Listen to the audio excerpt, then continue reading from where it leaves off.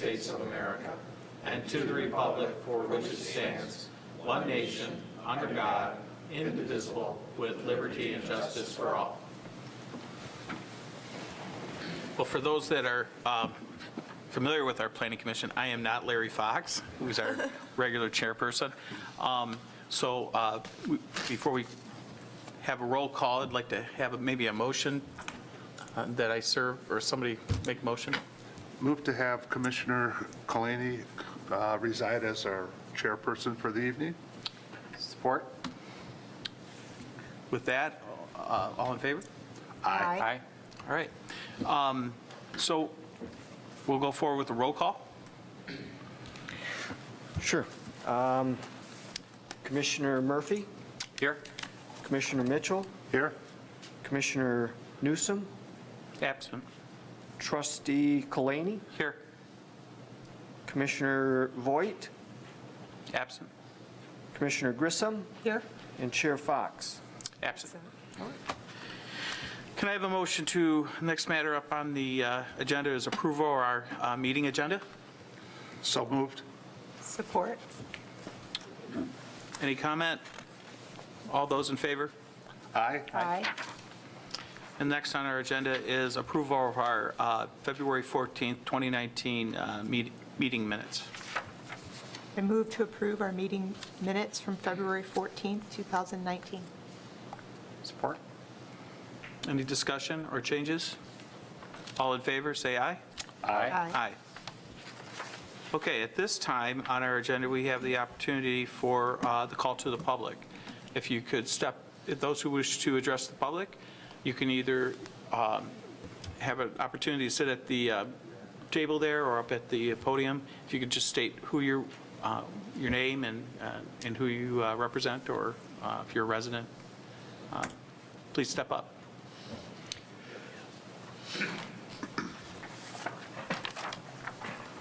Good evening, Commissioners. My name is Brian Percuda. I'm the Chairman of the Livingston County Planning Commission. This is Rob Stafford. You may know him as one of our planners for the county. Well, welcome. Thank you.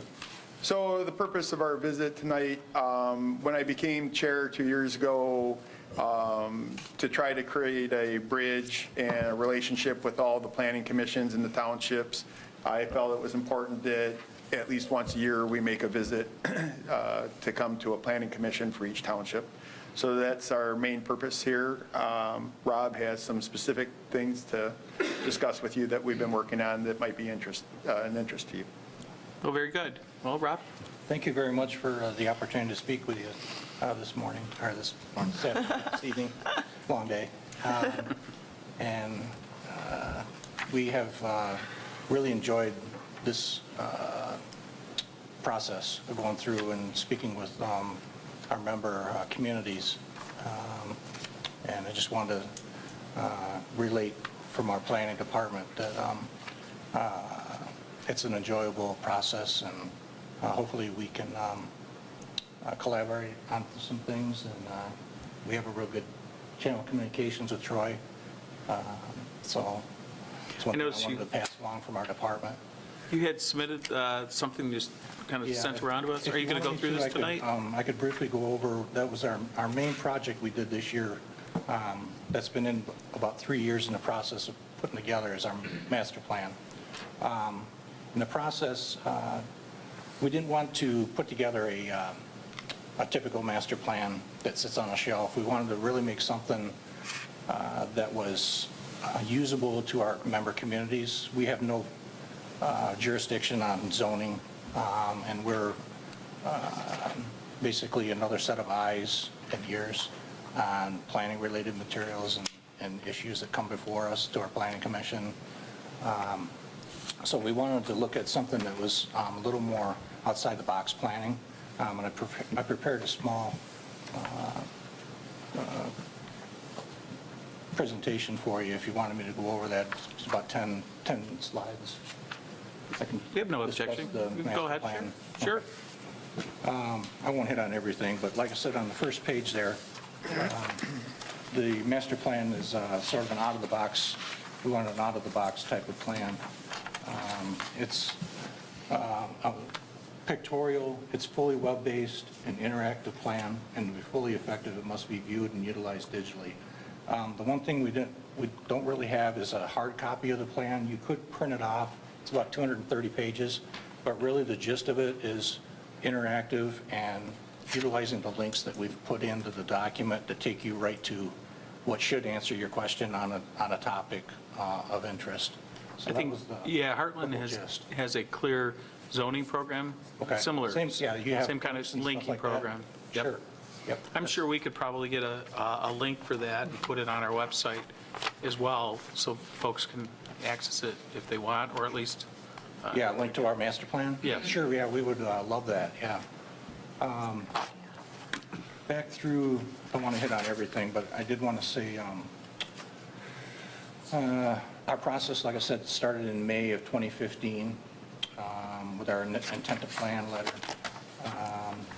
And then it took us about a year, a little over a year, to go over, we did a bunch of public participation activities related to our plan. We had one of the ones that really worked well was we had a planner's lunch, and we tried to invite, and we did get everyone, a representative or two from each of our local communities to come, and we had maps that showed the zoning and the future land use.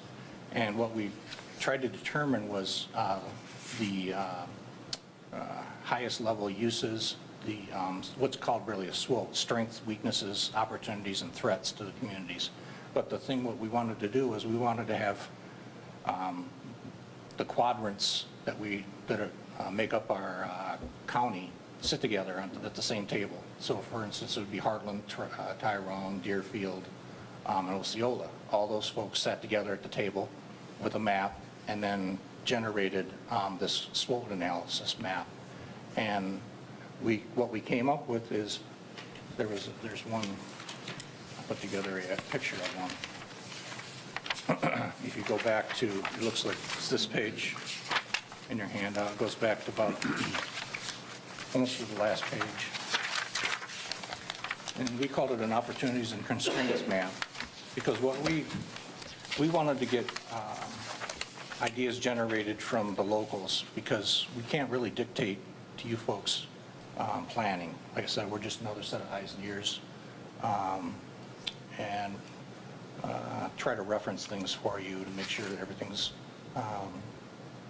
all the dots, I's are dotted and T's are crossed.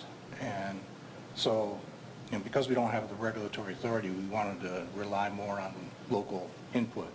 So what that map is that I'm showing you there on that page is the input from those four communities, Tyrone, Deerfield, Osceola, and Hartland, and the types of opportunities and constraints and the type of those, whether it be recreation-related, water-related, transportation-related, infrastructure-related, or general land use-related. Those are the type of categories that we tried to stay with. And then we put that map as an interactive map. You can click on those numbers in our document. And what happens is, if you go back one page, I believe it is, it'll tell you what that strength or conflict. So for instance, for the Northeast Quadrant, if you click on item number 1, the good system of established parks, it's an opportunity. The type of opportunity is a recreation opportunity. And this quadrant of Livingston County has a good system of state, county, local parks that include Oak Grove State Game Area, Lutz County Park, and Deerfield Hills. These are just recreation-related ones. But we had ones for, depending on the map, there could be several different types of categories that came up. And we have the general layout of the plan is we look at current trends for a number of categories, the current trends that are going on either locally or regionally or nationally even. And then we tie in a best practice that ties in with that somehow solves that problem, that there's a problem involved with it, or a community that's addressed that and has been recognized as being a best practice for that type of activity.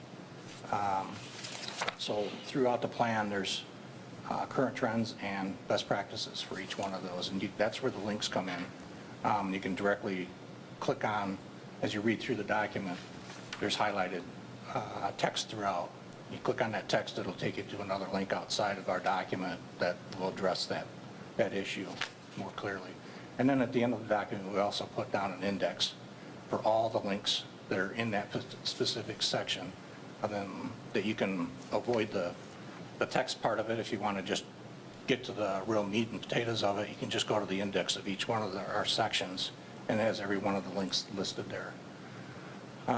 We anticipate reviewing this about every 6 months. We're on month 4 already. It's going to be a lot of maintenance as far as keeping the links up to date. We have an in-house software program that our GIS and our IT departments use to help us in that endeavor. A couple other things, that was what I wanted to touch base on, and we really would appreciate if we could get a link on your website to foster the collaboration and the cooperation that we hope we have and continue to have in the future, and so that your residents or just you folks can really relate to. If there's ever a question that comes up, we may have an answer in that document for you that's pretty easy to get to, that's online. One thing I did want to mention was our parks plan is now on our website, our 5-year parks plan. It's our second endeavor on our parks plan update. It's on our website for comment. We're in our 30-day comment period. It's right on the front page of the county planning website. We'd ask, if you please, anyone interested in Parks and Rec to hit that link and give us your comments. We also wanted to talk about one of my main projects is a high-quality natural areas plan, which looks at, it was done about 15 years ago, and it looked at natural areas and where they are, what types of natural areas, what's being preserved. But in the 15 years since that document, a lot has changed in our development patterns. And what we wanted to do as part of our master plan process, we got some feedback that said you should re-examine that and see what happened in the 15 years. I've done some preliminary examinations of it, and it's startling the changes that we've seen in 15 years as far as these natural areas and supposedly preserved areas that we've put in our plans. So we wanted to look at that and at least analyze it, and then possibly come up with maybe some sample policy statements to maybe generate some discussion at the local level as to whether our plans are addressing what we wanted them to in the environmental and the recreational and that sort of thing, protection areas. So I'm doing that. That should be probably finished by the end of the year. It should be up on our website for some review and comment, probably by the fall. And then I just wanted to open it up to, we're always open in our department for collaborative efforts. Just a phone call away or an email away with Troy, or you folks. I have cards if you want my direct number, address. We're always open to helping you out. And, give us a call. Well, great. Appreciate the opportunity tonight. Thank you. Thank you for coming in. Does the board have any questions for the county folks that are here from the planning department? No, I'm all set. Thank you very much. Thank you. All right, thank you very much for your Welcome. time. Okay, next on our agenda is site plan number 19-001, Hartland Sports Center. Do we have some guests here? Cool. Good evening. Good evening. Would you mind stating your name and who you represent? Mark Schaefer, I'm the owner of the Hartland Sports Center. Brent Levanway with Boss Engineering. Well, welcome.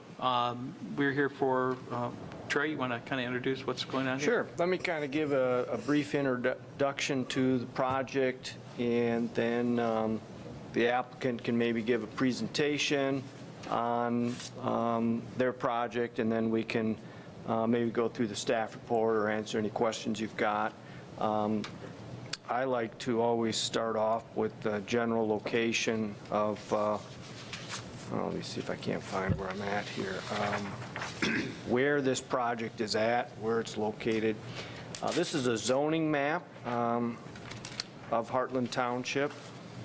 Our main intersection of 23, this is 23 going north and south, and then this is 59 going east and west. So the property that we're looking at is going to be east of this intersection, down M59 to Arena Drive, which extends north here, and then this big property at the end is the current Hartland Ice Arena facility, and then they've acquired one of these properties just on the other side of Arena Drive over here. So this is the general location. It's zoned general commercial, and it's in this general location. Let me give you an aerial view of this area. You can see the Hartland Ice Sports Center here. There's two ice rinks inside. There's a bounce gymnastics facility over here as well. There's a pro shop, a little restaurant in there. And then, so this is, I can only highlight one property at a time. So this is, I'm highlighting the ice arena property, if I can call it that. And then now he's also, it's under separate ownership, LLC company. Mr. Schaefer is involved in both of them. But there's a separate property right here that's vacant that's now going to be utilized with this project as well. So that's a quick background of where it's located. Let me try to find where I'm at here with a site plan here. So this is a site plan. I know it's skewed differently from the prior ones I just showed you. This would be Arena Drive coming into the property. This is the existing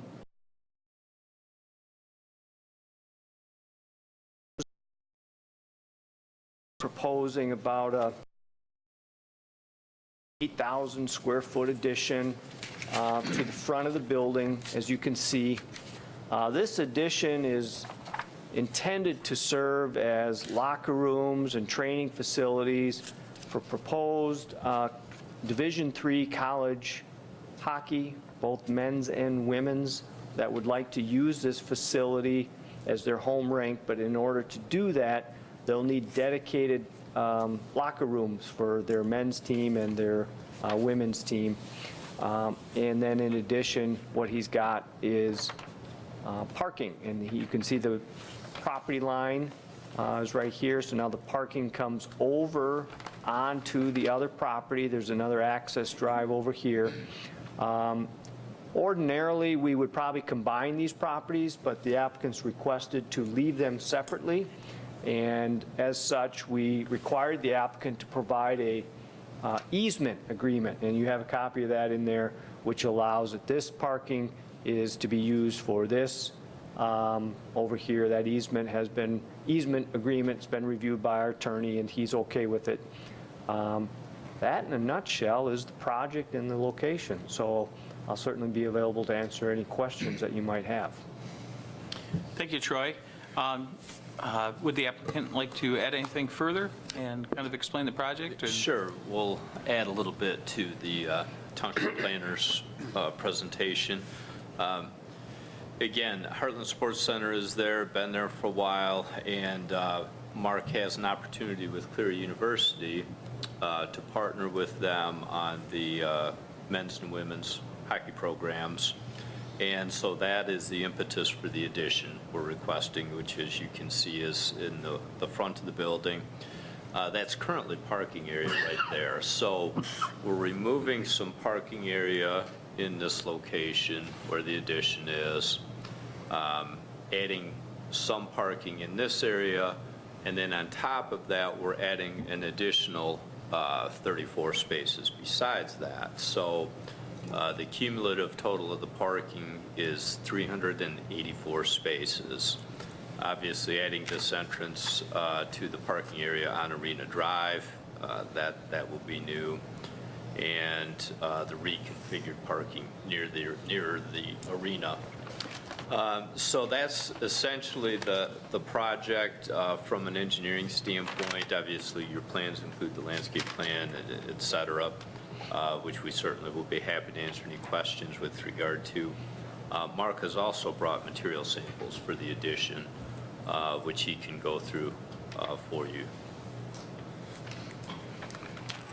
Okay, well, obviously what we're trying to do is match the facade of the existing rink. One challenge that we had is the construction of the rink some 16 years ago. We did a poured concrete wall, which accomplished two things.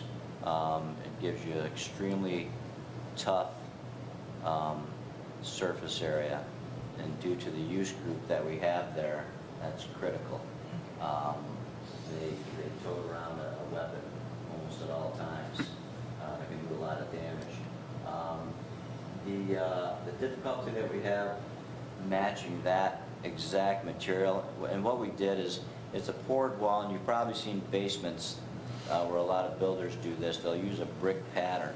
So when they remove the panels, the exterior that you see as you come to the building, the facade, it appears as though it's a regular face brick that you'd see in a 3x8 regular brick. So with the painting it does really appear to be a brick surface.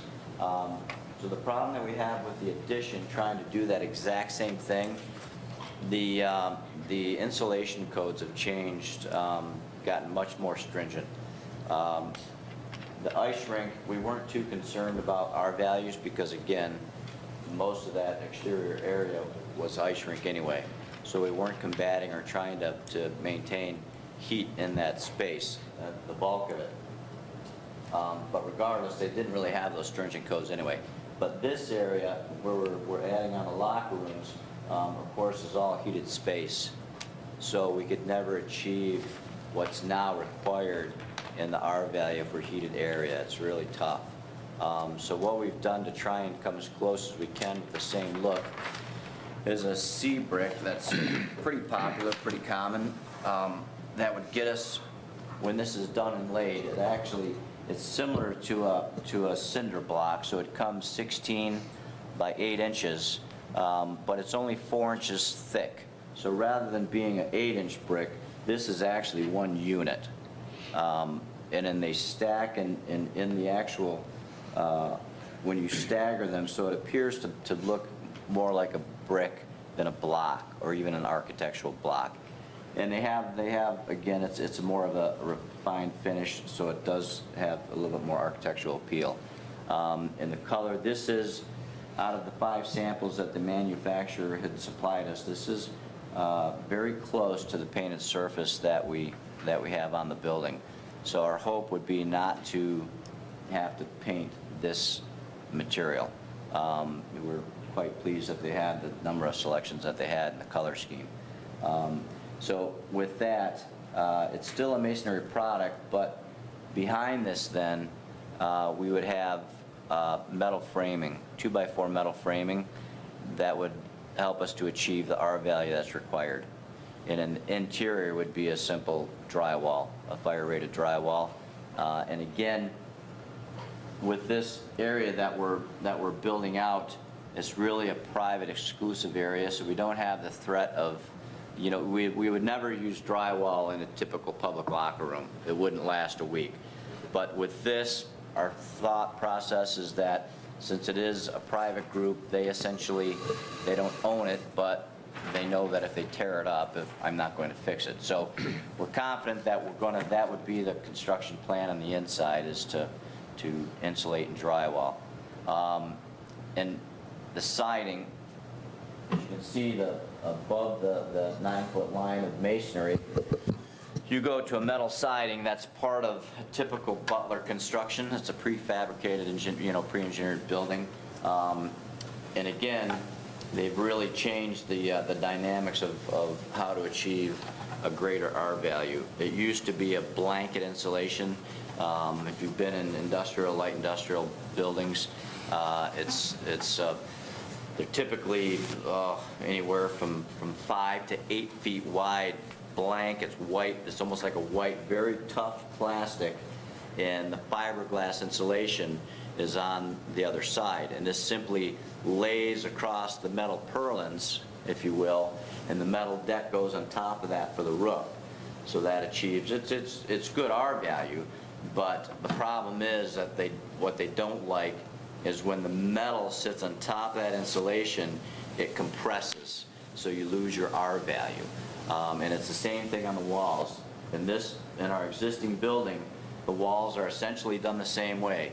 You have columns every 26 feet, and then horizontal metal purlins that run across that the metal panels screw to.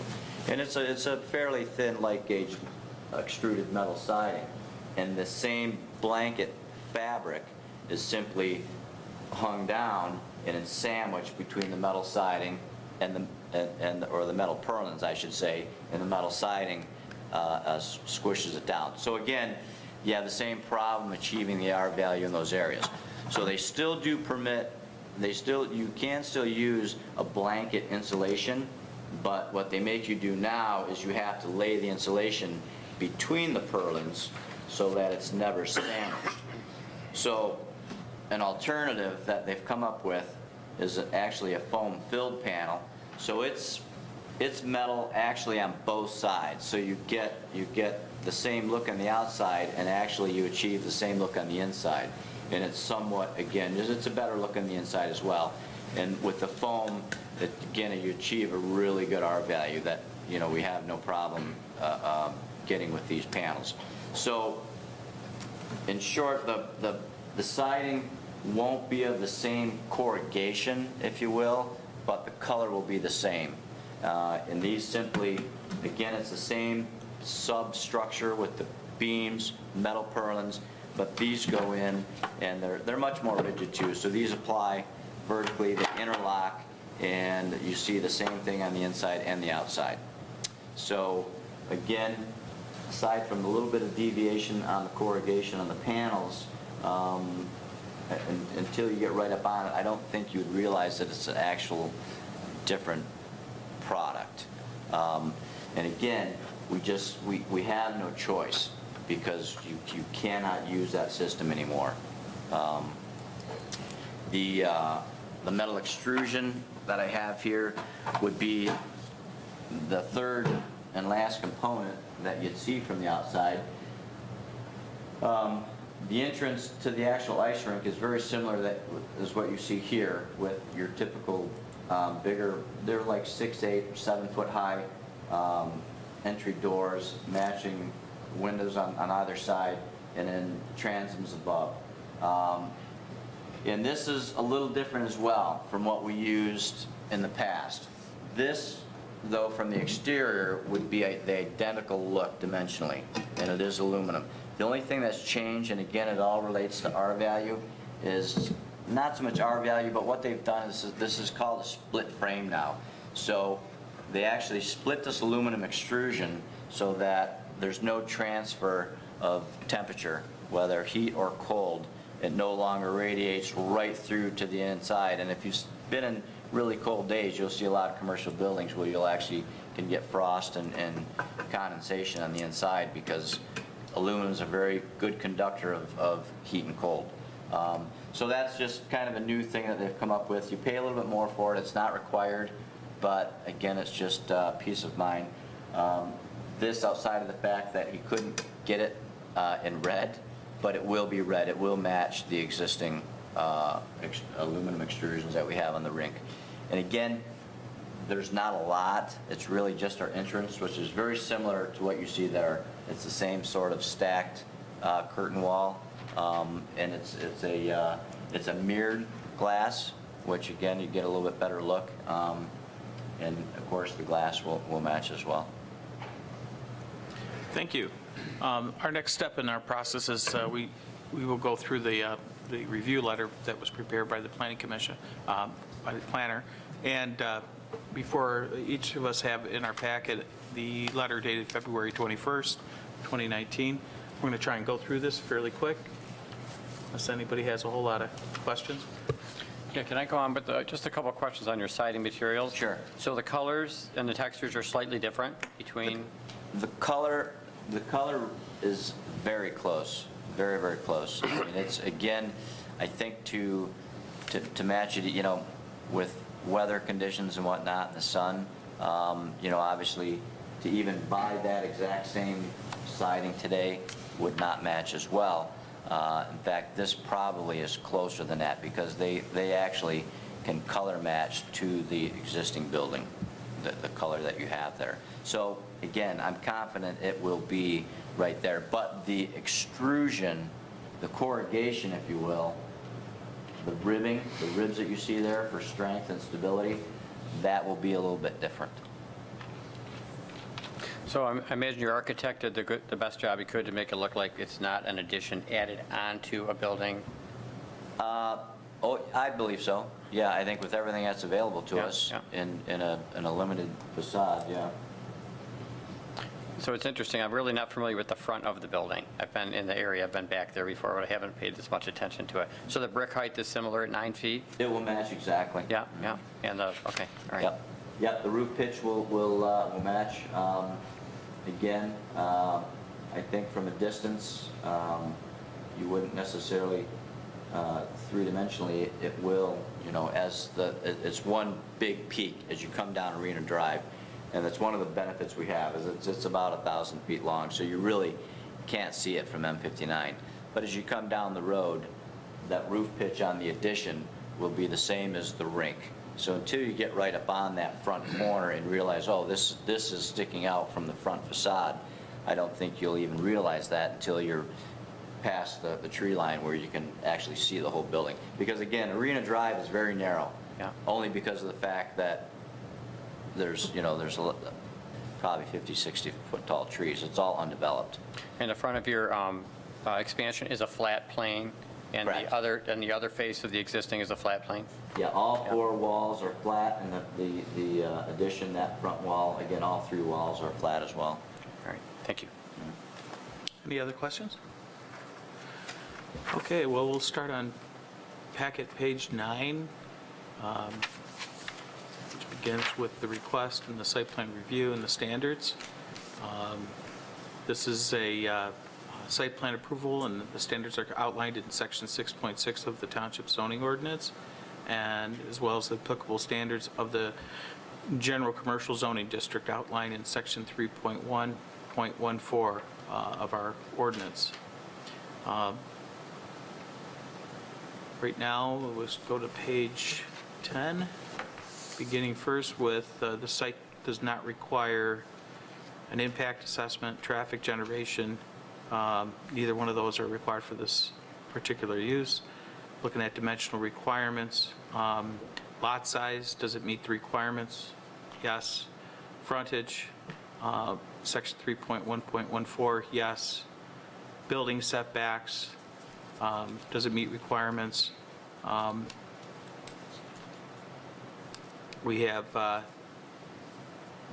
it appears it meets all the requirements. There is a note here on the rear with north sewer. Can you explain that a little bit, Troy?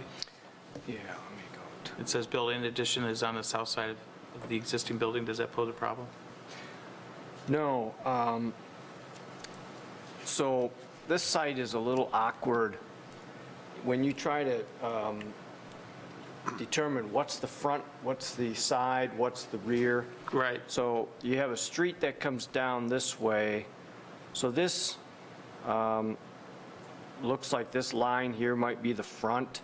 But then as you, so would that make this one a side lot line? And then as the parking lot kind of comes over here, is this a front over here, but is this a side? Or over here it was a side, but is this a rear now? So there's just some questions about, and it looks like it's okay, but that's what we're doing, is just kind of pointing out that on this particular lot, the way it lays out and how you determine front and side and In rear. terms of the setbacks? Yeah. Does anyone have any questions regarding that? Any concern? Moving on, building height meets requirement under our ordinance. Lot coverage, again, it meets our requirement under the ordinance. Does anyone have any questions with regard to those? All right. Site requirements, there's already a dumpster enclosure. It's not really applicable here. Off-street parking. Troy, you want to talk a little bit about that? Yeah, this is probably the, one of the biggest issues we wrestled with on this project. When you calculate parking, you essentially have to look at all of the uses that are going on in here and comparing them to your parking requirements table in the zoning ordinance. And I mentioned that there's a ice rink here. In the center is a second ice rink, and then in this location is I'll call it a gymnastics facility. You've got a restaurant in here, and you have a pro shop. So what we did in the staff report, we've outlined what the requirements are for what we call ice rink 1, ice rink 2, the bounce room, which I'll call kind of the gymnastics. You've got a restaurant. There's a dance room, dance hall.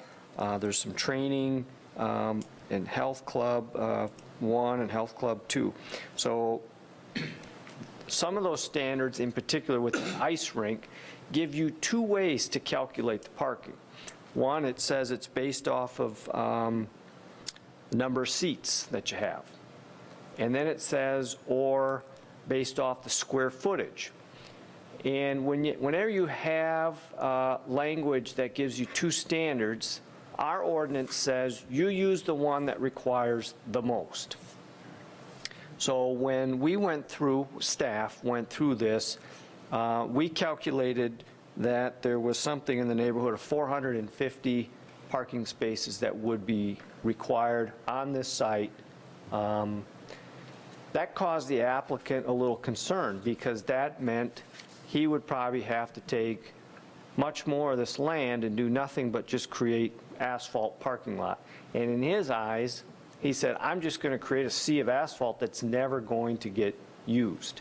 What the applicant said is there's a lot of this parking in the back doesn't get utilized to its full extension. As people come in here, they'll see that the parking in the front somewhat full, and they'll start to park on the sides of Arena Drive, which is not desirable. He also thinks that by adding this secondary access point, this will give people an opportunity to start to come in and use this parking lot. Staff pointed out, well, if we can get employees and other use of this back parking lot, I think it'll help alleviate. And then the applicant has provided kind of a letter outlining, based on his past 16 years, what he has seen, witnessed, observed for the use of the parking. And the ordinance goes on to say that the Planning Commission, in certain instances, can reduce the number of parking based on other information. So that's what you have before you. Any discussion? Yeah, I have a couple questions. So, in retrospect, we're basically talking a difference of roughly 70 parking spaces from what the township ordinance would require versus what the applicant feels is typical usage. To be absolutely honest with you, for the numerous times that I have attended hockey games at the facility, I never realized there was parking in the back. I come in, I search around for a parking space. I get over to the corners of the building and recognize people have parked down the east and west sides. But my typical train of thought is that the back of the building is not typical public parking. So I have never been down there. until your application came forward, and recognized that you have quite a bit of parking in the back. So I do recognize there's probably a handful of times where the facility would max out the available parking. It's not a typical ordinary day. They are special events, such that you pointed out in your letter. And I recognize it doesn't seem natural to add all of this additional parking for a half a dozen days. But I do have a couple of concerns and suggestions. Number one, I'm going to suggest that there are probably other people like myself who don't realize you can park in the back of the building, and I would propose that a sign be placed, possibly on the front east and west corners, notifying the customer that, there are additional available spaces in the back, which I think will help move people further back into the parking areas versus parking alongside the road. I have attended several hockey games where the roadway does become a parking lot up the sides, and that becomes quite narrow and a little concerning for pedestrian safety. So one recommendation I would make is that you add a couple of signs indicating there's parking in the back. The second question I have, though, is it doesn't appear to have any lighting for that parking in the back.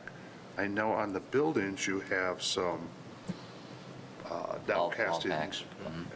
And I am unaware, I don't know if that floods enough light so people feel safe.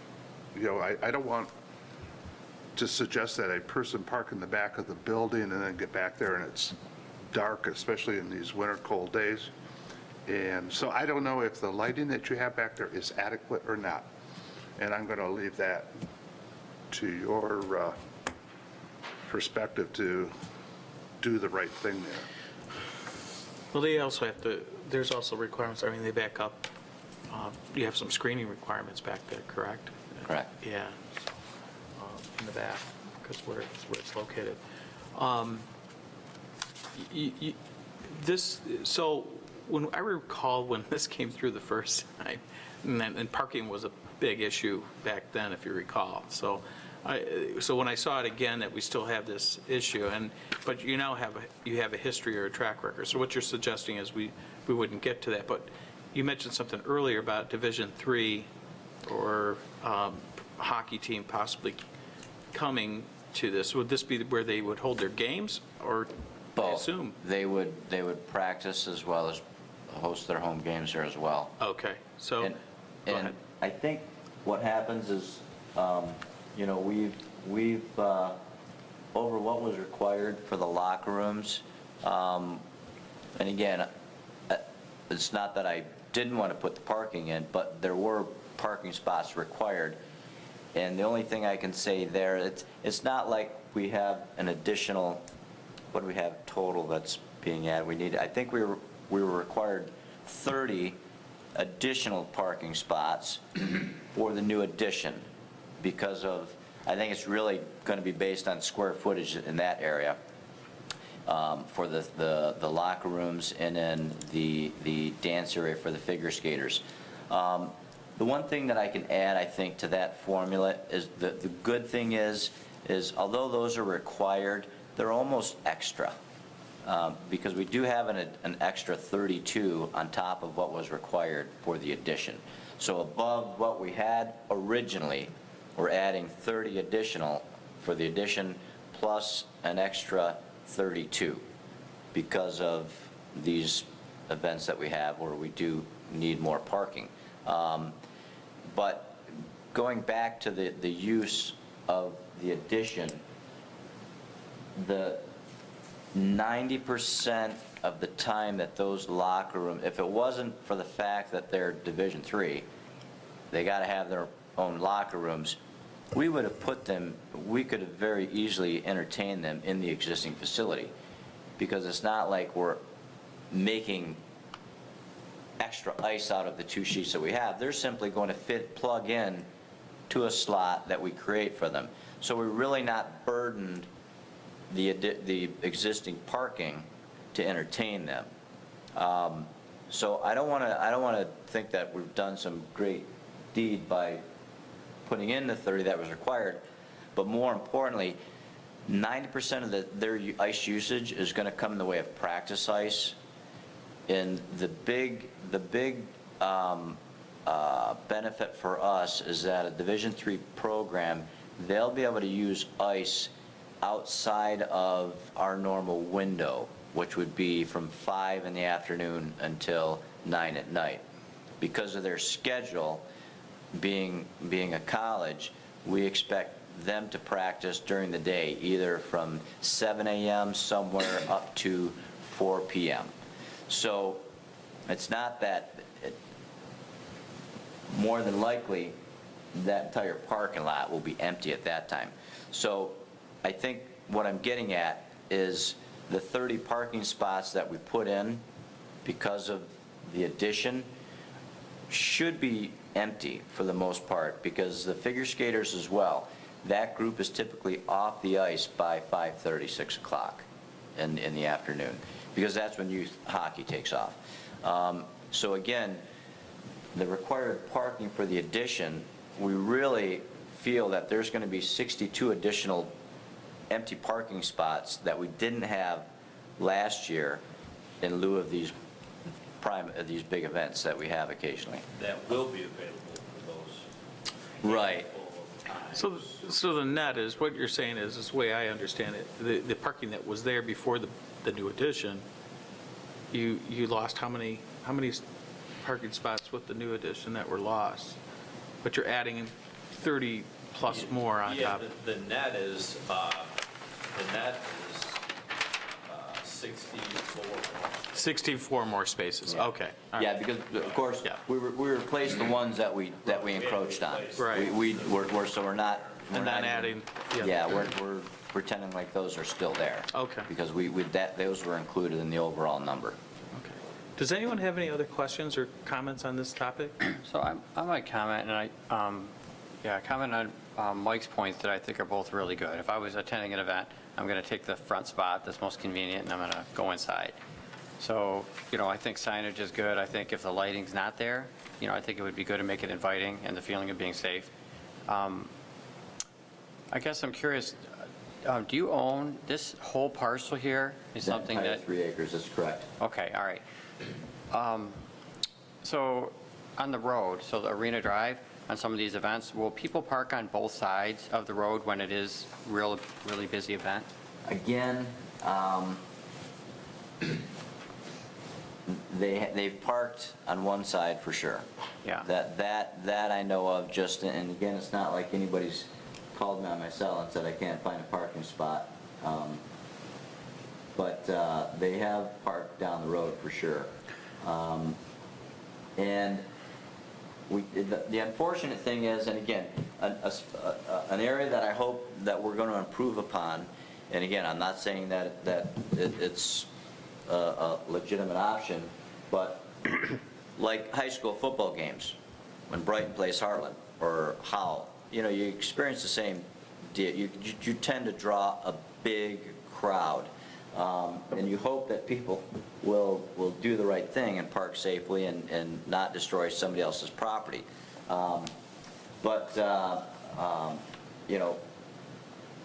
Once we start clearing this property and improving it, what will happen, the reason that they're parallel parking down the road is we only have about, and it's literally just enough area for a lawnmower, our lawn maintenance guy, to run his lawnmower down both shoulders to keep it somewhat manicured.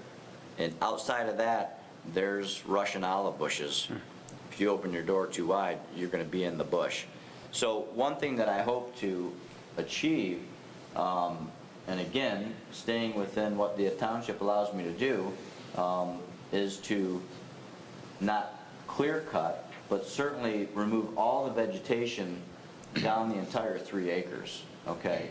And then do a select cut of, obviously, leaving, I don't want to pay to have big trees cut down and removed either, but there really aren't a lot of big, mature, nice trees on that property. I think there's enough, for sure, but again, I think just doing, if you would, like, picture the green belt, maybe 30 or 40 feet down Arena Drive, what happens is if somebody just insists that they're going to bail and park on the road because they want to get out quick, and this is what a lot of people think, right? It's how can I get out of here the fastest, because there's going to be, could be 300 cars trying to leave at the same time. They're all there for one game. When that game ends, it's like Joe Louis Arena, they all want out. So a lot of people are bailing and parking on the road. Not so much they're afraid to walk, but it's they're going to get out quicker. So if it happens, again, it would be that they could now pull off the road and essentially park side by side, which accomplishes 2 things. Number 1, it's much safer. And number 2, if it was a crazy event, you know, there's, again, call it land bank parking, whatever you may, again, it just creates a better situation for those people who insist on getting out first. When you say off the road and side by side, is there a curb there? It's a pan curve, so you can would- drive right over it. So you're referring to people that maybe park up on the grass or up on? Correct. It's not that I would encourage it, but again, it keeps people out of the road, right? Because people are parking, the majority of their vehicle is in the road, depending on who's driving that car. Some will think smart enough to pull, you know, like I said, there is 4 feet there. Yeah. But again, we've never had a problem where the fire department's come out and said, hey, or anybody else and said, you know, these cars need to be moved, this is unsafe. But they are parking the majority of the cars in the road. Yeah, and that was my question with Mike, with safety, with if you had people parking on each side of the road and then people walk into their cars and/or traffic coming in, does a car have to wait to get through? And what if there was a fire truck coming through? I'm sure you've had rescue equipment there, but if you haven't had complaints, it's not in the fire marshal's letter. I don't notice anything pertaining to that. So, and I don't know how to monitor, but since you do own all this property, I wonder if it was identified that you had an issue, you have room to expand. Now, I'm not making a suggestion today. I don't know how to put that in any language, but you do have room to expand if it was an issue. And Joe, I'm not sure, where to really go with that, but. Yeah,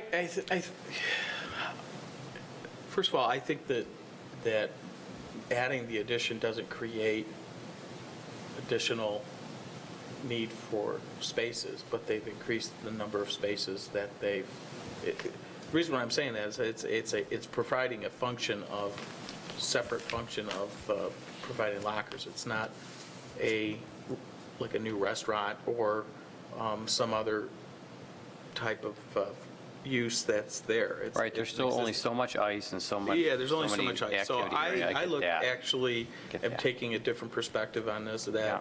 the parking has actually improved. And I think that the amount is reasonable, in fact. So I have a different perspective on it overall. I do like the idea that of providing more perhaps light and direction, that there's additional parking in the back, and encouraging perhaps staff and people that work or are employed there to park in the back so that, there's more parking for the folks. I don't like the idea that there's parking along Arena Drive. I think that does, no matter how you look at it, it has the potential of causing a safety problem for the fire department to enter the site and be able to get through and take care of things that may arise. It's sort of, that's how I look at it. Right. I don't look at the new addition as, if they wouldn't have come in for a new addition and said, we're expanding the parking lot, we'd all say, yay, because that's what I recall it needs. And it's, when they first built it, the parking was an issue. I recall And I think this is an improvement on that, so. Well, would it be an issue to, if there's no signs currently along Arena Drive that says no parking, maybe you could put those signs on one They're in the side? site plan, actually. They're Yeah. already there. And we are in agreement definitely with the signage for directing people Okay. towards. Yeah, that's certainly, yeah, it's something that we can definitely do a better job of. And again, even with the, one of the events that we have is a Red Wings alumni game. And again, it's in everybody's best interest to try and make sure that people are again, utilizing parking. And parking where they should rather than parking in the road. Again, I think one of the concerns that I would have about even going farther, again, it's just, you'll get the rebels that even though they can park on asphalt, if parking on the grass gets them 80 feet closer, I could pave all the way to that rear 3 acres, all the way to that most south property line. Because it's paved and has yellow parkings and lights, they'll still, if they think they can park down there on that green belt on the side, they'll try to. Again, but I think what we've done is we're still in a good distance for people, especially with the separate entrance. Where people will know now, not because, again, as you come down the road, people are aware of the fact, most of these people have been to this game before, this big game, Brighton, Hartland, right? So they know what to expect. And a lot of people will assuredly realize they're coming in, if they see people parked in the road already, if there's already 6 cars from the nearest at the rink coming this way, they're not even going to go down and look. They're going to pull, and they'll be the 7th car, pulled off to the side, get out, and make the short walk. They won't even bother trying to go in and fight the circle of driving around looking for a parking spot. So again, what I'm most excited about is really this southern entrance that will allow people to make that maneuver, because there's a lot of parking there. I mean, if you look, I mean, we've got as much parking there now as what, again, most times when you come to the rink, the parking down below here in the front is usually 80-90% because it gets you closest to the front door. But I think looking at what we have now, again with its own entrance and exit, I think people are going to be more likely to pull in there, find a safe parking spot, because they're no longer going to see the cars parked in the road and say, hey, I got to get out and I'm going to take my spot on the curb and walk, Okay. There's nothing else. We're going to quick kind of go through the report, continue on. Next page, page 13, barrier-free parking. Does it meet the requirements of our ordinance? Yes. Parking lot, driveway, internal road setbacks. Does it meet the requirements? Yes. Loading, commercial uses. Does it meet the requirement? Yes. Access management, non-residential driveway standards, does it meet the requirement? Yes. Landscaping and screening, does it, greenbelt landscaping, I'm going to turn this over to Commissioner Grissom if she has any questions or concerns about the landscaping. I think everything is, per the ordinance. The only question I had was I was trying to follow the grading plan just on your south island, and because you had your contour lines, and it's that island right there. Is that, it looks like there's a drain in the island, I couldn't tell, but the way the contour lines, they didn't have them numbered, it almost looked like it was bermed. So I was just trying to understand, because you have a hedge, and I didn't know if the hedge is in a ditch, or I was just trying to get it. See how the contour lines are bold, but they don't have numbers on them? Yeah, so that actually, we're creating a high point That's- at the road right away. It's like a swale. And so the Here we go. portion outside the right of way will go toward the curb line, and the other portion will go toward Arena Drive. So is it a low area towards, with that drain? No. No, that's high, it's crowned, isn't it? Yeah, the way it works. Yeah, it's we're crowned. Not even utilizing You're not using the drain. That's what it seemed like the way you had it. Okay, that's good. 'Cause the only reason why is in your landscape plan, what you've done well is you've got, a row of shrubs in the middle, and I'm like, are they done in a hole? Because it looked like a drain. They're not, they're on a Yeah, press. great. That's my only comment. Thank you, Commissioner. Heading to the next page, sidewalks and pathways. The site plan meets the requirement. Lighting, again, this meets the requirement. Does anybody have any questions regarding the lighting? We did talk a little bit about lighting the back of the, perhaps better, but in the backs for the additional parking. Does anyone have any further comment on that? Troy, you may have a comment on that. Yeah, lighting is a tricky business, because as you want to increase lighting to provide safety, I'll go back to this aerial here. We have residents that live right here, and as we increase the lighting, they may have lived there for 16 years and not had any issues with lighting, and then suddenly there's more lights back there, and lo and behold, we get calls, and I contact Mr. Schaefer and say, well, what can we do about this? And Mr. Schaefer says, well, I'm only doing what I was told at the Planning Commission meeting. Correct. So Yeah, just be aware of that. I'm not saying that there's not anything we can't do, but just be aware that there are existing homes that are right here on this side, on this one side here. Well, perhaps the lighting is already adequate, and maybe we just... Yeah, that's my question. On the east and west side, I personally am not concerned, because you get light casting off of these parking lot poles. My question is, back here in about the center of this rear parking, you have downcast building lighting, and I'm going to leave it to your satisfaction. I don't Yeah. know what that might look like at night. Is there enough light being cast so that if I parked in that far back corner, I'm not in the dark? I have some light so I know how to... Right, you don't get a lot of can put off the wall packs, and as Troy said, a lot of it is intentional. And unfortunately, the parking lot lights never go more than a few days without somebody telling us, hey, your parking lot is It's not too lit. Probably 80% of the time, moms are bringing the kids to hockey at night. And unfortunately, in the back, obviously the moms aren't parking back there. So could it be that you've been back there and the wall packs could be out, one or two could be out? Because obviously one would make a big difference. So I would, if that is the problem, it's just a matter of us keeping up with making sure that they're on back there. So again, it's just doing a better job of watching those areas. But I'm confident that it is actually right to the candle foot that's required.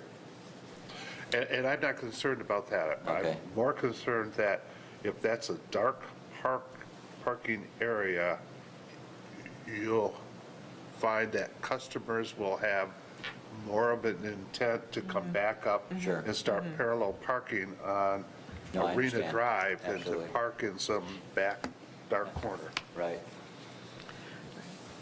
Thank you. So there's a photometric plan, right, submitted in here? Is that the right readings in that back area that's shown on the photometric plan? I can't say that it is for that area. I think it just Just- looked at the new, we weren't doing anything. Yeah, that's what was confusing, why they even so- have readings back there? Yeah, Because those, this .1, no, that's not right enough, but did they even do it, or did they just do it for the new lighting, and for some reason it was just left over? So we actually, I believe, we did. Did you? Evaluate the wall packs. Mm-hmm. And when you look at these foot candles, it's pretty representative of how the wall pack lighting Mm-hmm. would be, because it does drop off obviously towards the north parking Right. base. And you get down to about zero or Yeah. zero at basically at that curb line. So Yeah. Sure. I think it is indicative of the current lighting. So it is super dark, super dark. some places half-foot candle, but less than that. It's dark. And it's on your edges, too. Once you get to the drive aisle, though. Yep. It's pretty significant at that point. You're up above 1-foot candle, so it's certainly lit enough for a pedestrian. But is it going to be bright light? It's not. Any further comments on the lighting? So my comment there is if you want to see more lighting in the back, just make that part of the condition as part of the motion. And we can work that out later. How do the commissioners feel, just generally? Overall, Keeping it the same, or do you want to increase the lighting back there?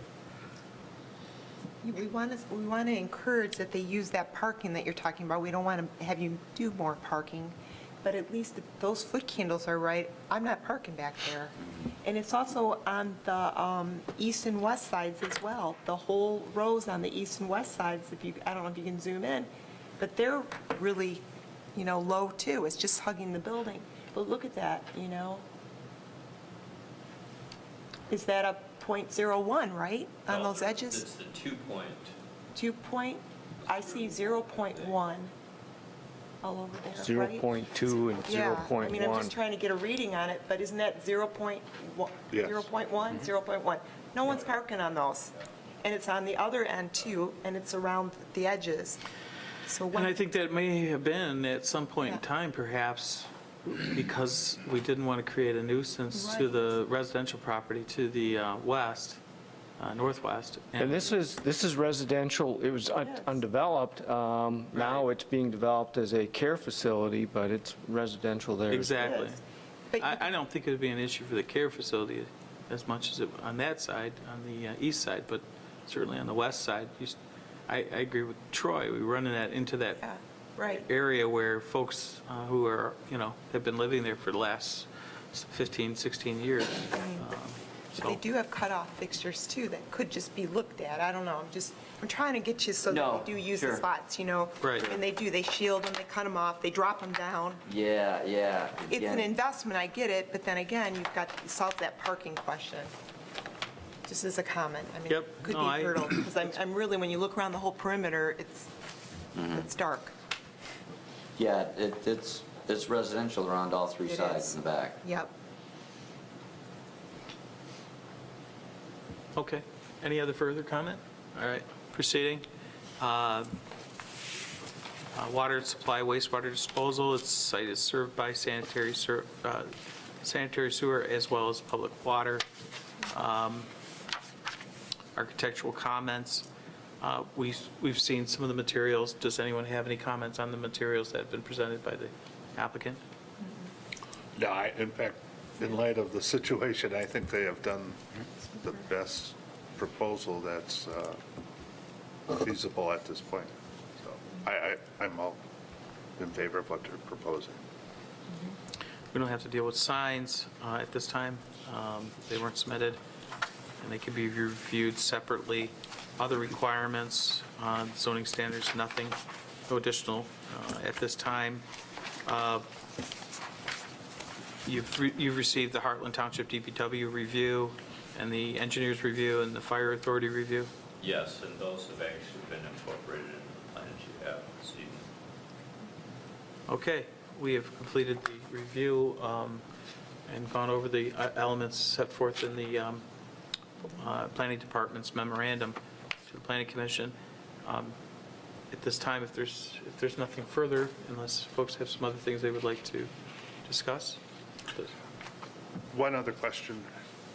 On the northwest corner of the parking, you have a tractor trailer sitting there. Is that just temporary? It is. Troy did talk to me about that when we were in, and actually that is, we do have a partner on the property, the gymnastics operation. He owns his third, that bay is his, and apparently he's been using it for storage of equipment. And I have no problem whatsoever. I told him it's got to be removed. I told him 30 days, and then we'll get, if it's not gone in 30 days, we'll be issued a warning from the, what's the gentleman? Zoning administrator? Code enforcement. Code enforcement. And that's the only warning you get. And then it goes at 2-week increments, and I was making it up, but it sounded good, where it will be ticketed. So I'm confident, certainly by the time that we break ground, it may already be gone, but he understood. And there was, I told him it's just simple as, we are not permitted to do outside storage. And that's what that is. The only reason I know that is because our figure skating club already looked into it. And so I told them and they do have code enforcement that comes around. We actually had a problem with my ex-partner, had one over there for a bit, and I used the same tactic to get that one removed. So as timing is, again, I'll make sure it's gone within 60 days. It's a semi, so it's not something you can back a pickup truck to. So he does, it could be a little tricky, especially with the snow. We have, especially in this last week. Considering that, it's probably not gone because it's probably blocked in now with snowbank. But it will be gone for sure. He understands. In the back corner, you have 3 boats parked in there too, so. Yeah, the pontoon, and again, I had to drive back there myself, and my manager confirmed that, yeah, they're back there, so I went and looked, and I told them all 3, Very good. Yep. Yeah, the trailer actually is off the curb in the green belt, but the boat trailers were actually taking up 3 parking spots. And our high schoolers do park back there regularly, so he understood. Okay, if there's nothing else, I'll entertain a motion.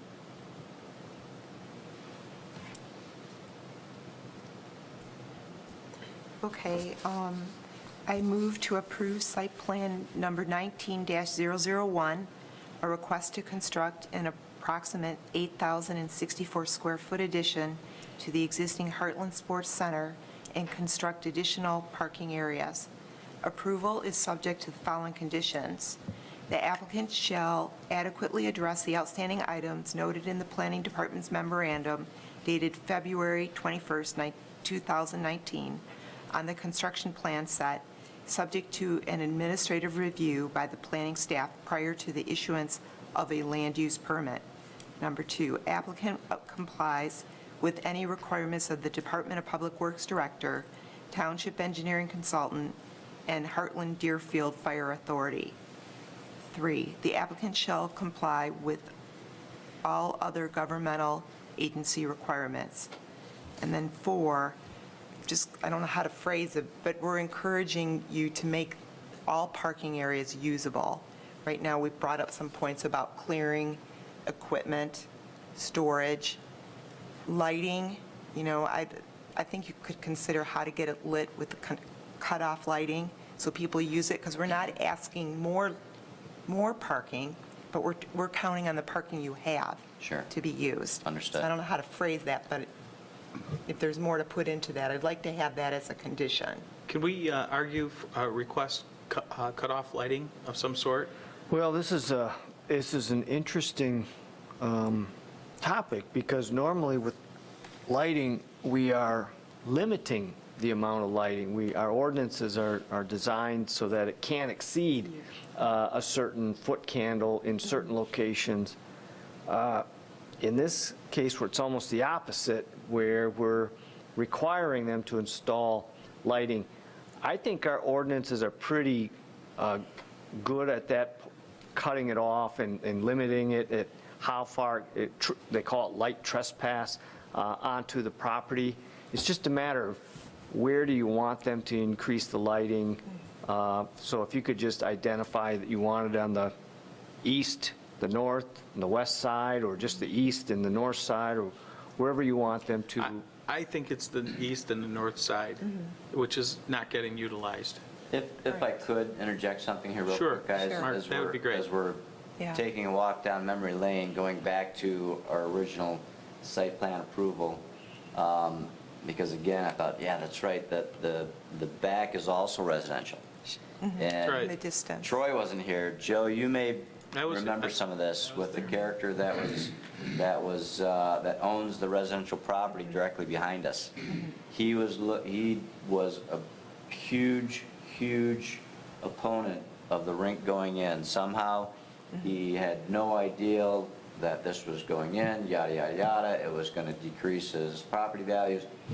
He was looking for anything that he could create a problem with that we were, so again, I just remember that being an issue with him. It was lighting, it was retention, and it was noise. Yeah, I think that was, I recall that. So- Yeah.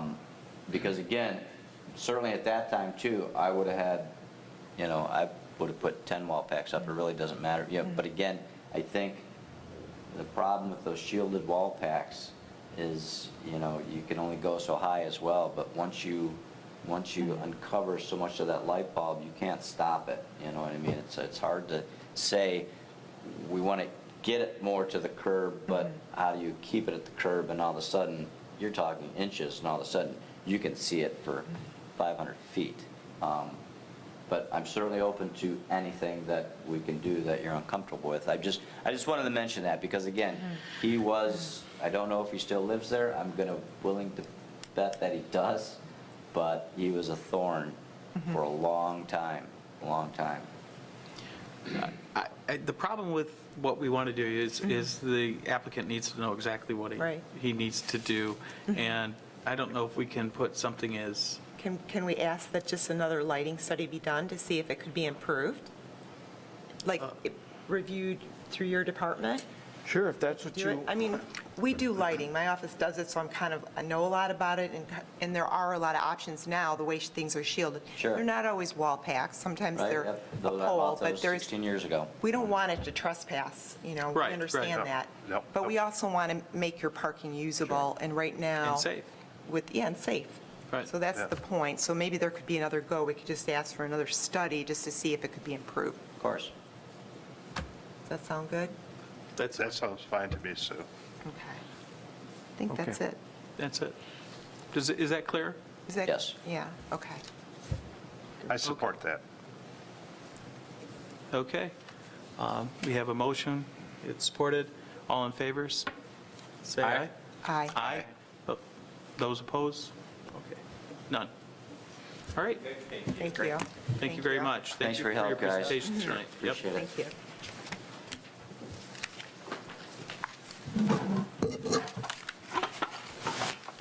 Next meeting or issue on our agenda is